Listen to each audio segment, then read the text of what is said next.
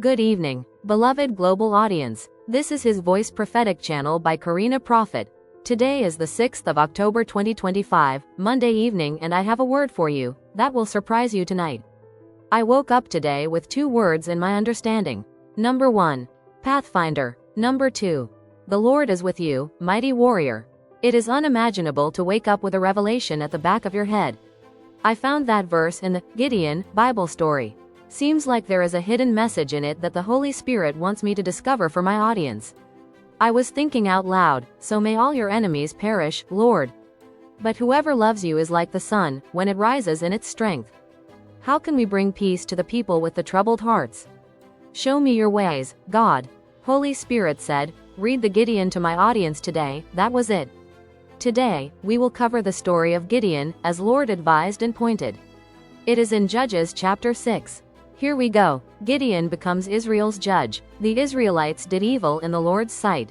So the Lord handed them over to the Midianites for 7 years.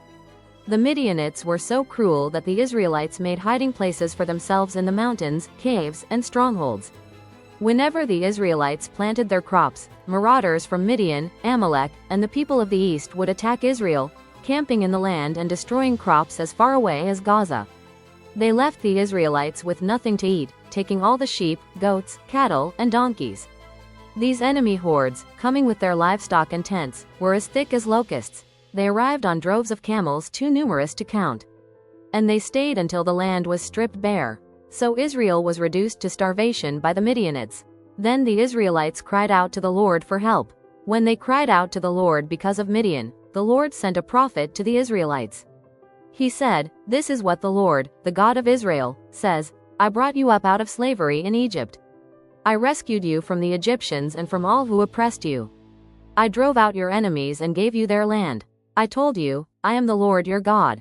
You must not worship the gods of the Amorites, in whose land you now live.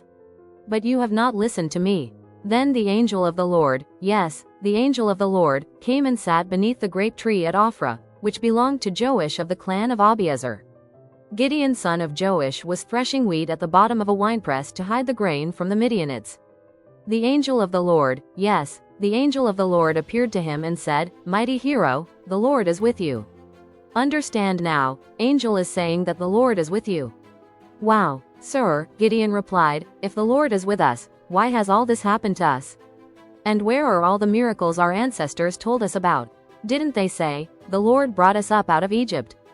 But now the Lord has abandoned us and handed us over to the Midianites. Then the Lord turned to him and said, "Go with the strength you have, and rescue Israel from the Midianites. I am sending you." "But Lord," Gideon replied, "how can I rescue Israel? My clan is the weakest in the whole tribe of Manasseh, and I am the least in my entire family." The Lord said to him, "I will be with you. And you will destroy the Midianites as if you were fighting against one man." Gideon replied, "If you are truly going to help me, show me a sign to prove that it is really the Lord speaking to me. Don't go away until I come back and bring my offering to you."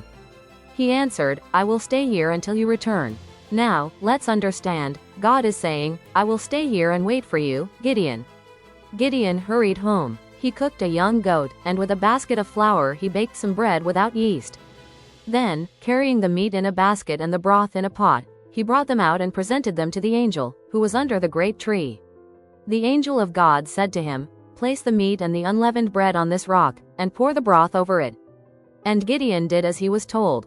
Then the angel of the Lord touched the meat and bread with the tip of the staff in his hand, and fire flamed up from the rock and consumed all he had brought.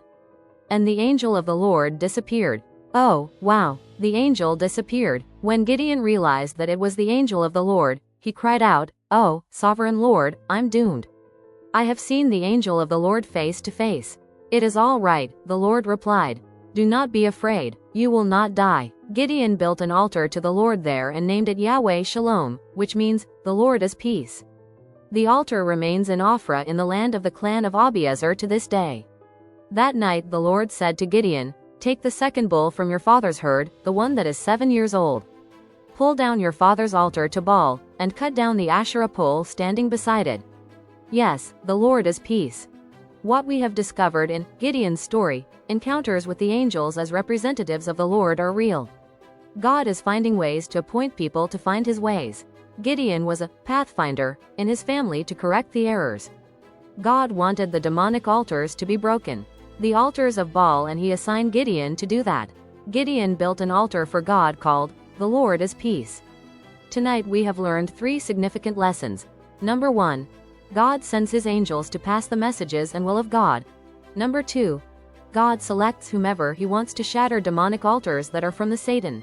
Number 3. God is peace, since he said to Gideon, "Peace." Do not be afraid, you are not going to die. My audience, I will leave you with these thoughts. Peace be with all of you. Thank you for liking, sharing and subscribing. Have a peaceful dreams and visions.